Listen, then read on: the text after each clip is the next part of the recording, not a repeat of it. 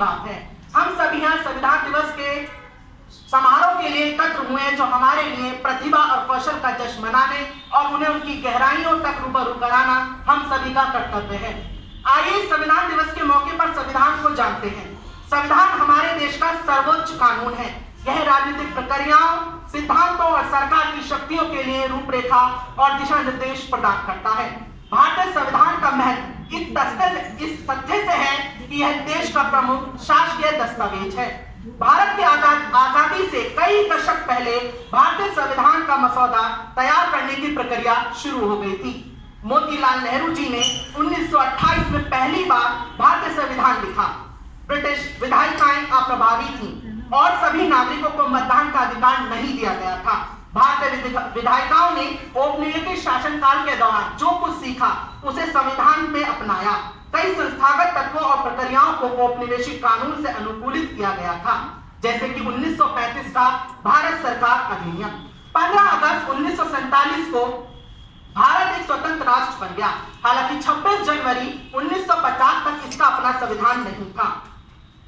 Doctor B R. Ambedkar ji के नेतृत्व में एक समिति बनाई गई। अम्बेडकर जी ने 26 नवंबर 1939 को भारत का संविधान बनाया। इसे 26 जनवरी 1950 को लागू किया गया था। हमारे संविधान को बनाने में बहुत से लोगों ने अपना बहुमूल्य योगदान निभाया है और उसी में अमर नाम डॉक्टर बी.आर. अम्बेडकर जी का है। Doctor B R. अम्बेडकर जी के द्वारा कही गई एक बात, संविधान कितना भी अच्छा क्यों न हो, अगर उसे बनाने वाले अच्छे नहीं हैं तो वह बुरा ही साबित होगा। संविधान कितना भी बुरा क्यों ना हो, अगर उसे बनाने वाले, उसे लागू करने वाले अच्छे हो तो वो अच्छा ही साबित होगा। संविधान सभा की गठन का प्रस्ताव रखने वाले पहले व्यक्ति एम.एन. रॉय थे, जिन्होंने 1934 में सबसे पहले प्रस्ताव रखा था और बाद में यही प्रस्ताव की मांग राष्ट्रीय कांग्रेस की मांग बन गई थी। Doctor B R. अम्बेडकर को भारतीय संविधान का मुख्य वास्तुकार और उन्हें भारतीय संविधान के पिता के रूप में भी जाना जाता है।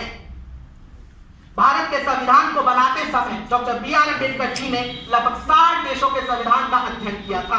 भारत के पहले राष्ट्रपति डॉक्टर राजेंद्र प्रसाद भारतीय संविधान पर हस्ताक्षर करने वाले पहले व्यक्ति थे और संविधान सभा के तत्कालीन अध्यक्ष फिरोज गांधी भारतीय संविधान पर हस्ताक्षर करने वाले अंतिम व्यक्ति थे।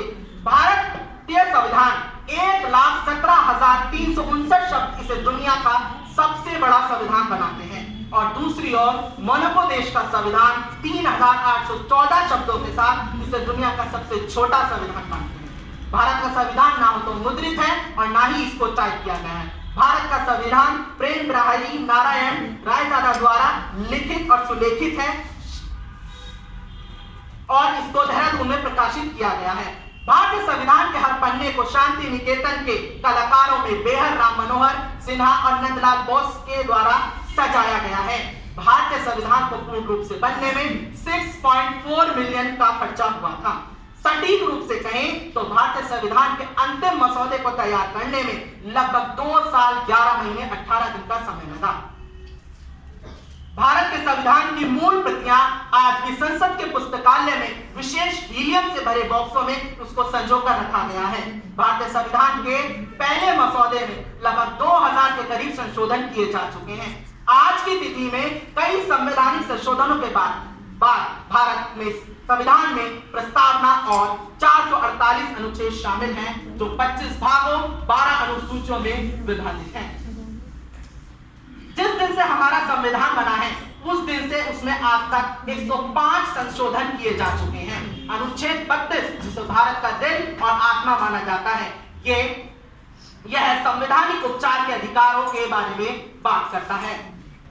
भारत के संविधान को किसी ने उधार की थैली के रूप में भी कहा है, क्योंकि भारत के संविधान ने कई देशों के प्रावधानों को लिया है और उसे यहाँ के ऐतिहासिक परिप्रेक्ष्य, भौगोलिक और यहाँ की सांस्कृतिक और भारत की पारंपरिक विशेषताओं के अनुसार उसको बनाया है।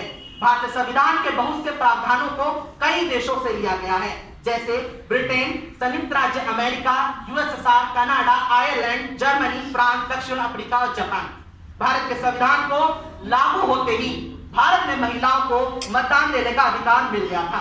संविधान के 42वें संशोधन ने आपातकाल के दौरान 1976 में समाजवादी और धर्मनिरपेक्ष शब्दों को संविधान की प्रस्तावना में जोड़ा था।